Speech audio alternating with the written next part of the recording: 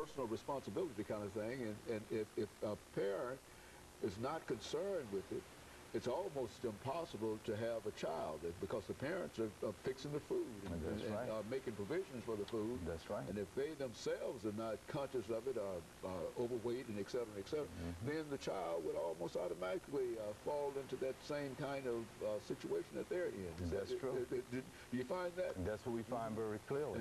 And then it's even much more difficult if you think about on the college level where I'm doing the research, because when people go back home for Thanksgiving, if I was able to change their attitudes about doing this, and they go home where grandma and mom and dad have cooked the Thanksgiving dinner, and how dare you think you're not going to eat some of this? Who you think you are? So it's this intergenerational. That's right. Pies and the cakes and the whole thing. And basically eliminates all of the efforts that you've made. That's right. That's right. So it's intergenerational, and so we really have to focus in on it, and everything eats in moderation. If you even on at festive occasions, you might overdo it a little bit, but do it in moderation and be conscious of it, and then go out and take your walk after you've done it.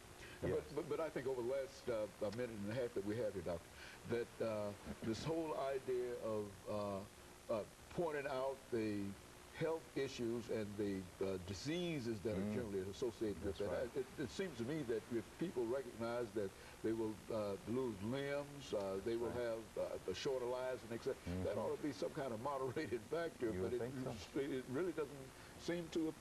How did you study find that? It doesn't. Well, you're absolutely right. It causes even things within the joints and the knees. It impacts that. But I would be remiss not to kind of reiterate a couple of items that we can do as a recommendation. One is to be very conscious of it, where we are on our BMIs, how much we're weighing. Education.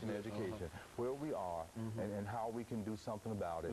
Exercise and diet is the formula of the day. And if we can get on board and start exercising and eating correctly, we can have an intervention into this problem. And so you're saying over the last 45 seconds that we need to do this? Yes. And we need to make it a national priority. Yes. And we need to do it. We need to do it all across the board, regardless of race, religion, or previous condition, and that it will help us from a national security point of view in order to do this. Is that what you're saying? I am absolutely saying that, and I would even bet you, if you think about those entering into the military, they're probably coming in out of shape, overweight, and they're probably having to turn people back there disproportionately. But I want to end by saying this is a disproportionate problem in the African-American community. When you look at all the chronic illnesses, it's still disproportionate within the African-American community in comparison to the majority group. And of course, let me thank you for bringing that excellent information. And let me encourage our audience to tune in again next week for another informative edition of Comments. Thank you, and